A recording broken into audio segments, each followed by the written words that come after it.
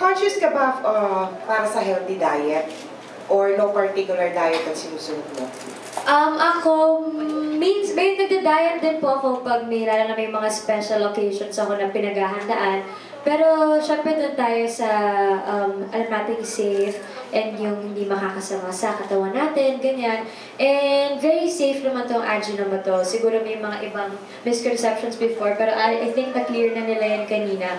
And importante naman talaga feeling ko yung ibabalance, yung pagkain. Basta hindi tayo over sa ganyan, hindi ganyan, yun yung parang diet ko. Pinabalance ko lang lahat.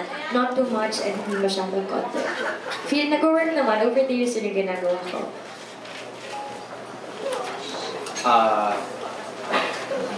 Hi, and you seem like a very family-oriented person. I'm Serge, flying card. I wanted to ask, since you signed with Ajinomoto na again, how does your family feel na you're with them again? With Ajinomoto. Of course, they're very happy. Andyan si Mama to support me every time. And actually, birthday ng sister ko ngayon, pero andito ako ngayon para sa inyo.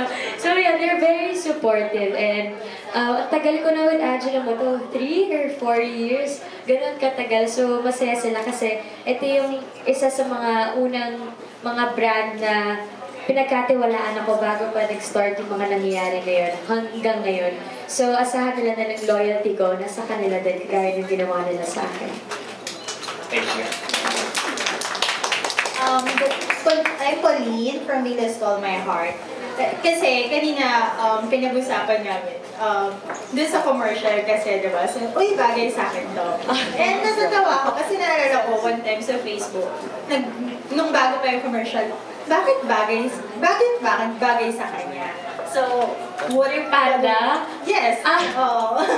Or the whole Aji Panda and the whole Ajinomoto. Kasi parang yung campaign natin ngayon, parang ginawa natin na best friend natin tong si Aji Panda. And kung nakita niyo yung bagong packaging namin, may cute little panda na siya para lalo siguro tayong maengganyo sa pagluluto. And gusto natin establish na etong si Aji Panda yung best friend natin sa kitchen. Na every time nandyan ka, yung tutulungan kita sa mga pagkain, ganyan. So, bagay kayo parang perfect match kayong dalawa for the kitchen. So, parang siyang ganun. Yun po. Okay. Thank you, Pauline.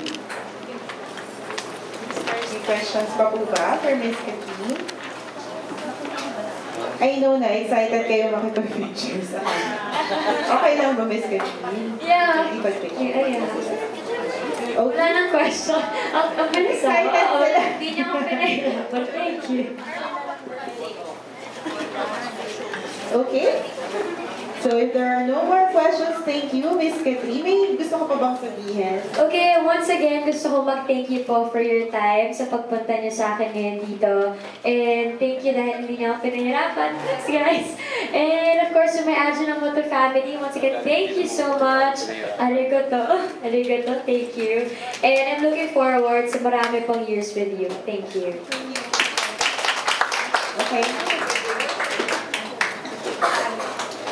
Para po tayo din natin si Aji Panda. Para po yung best friend natin.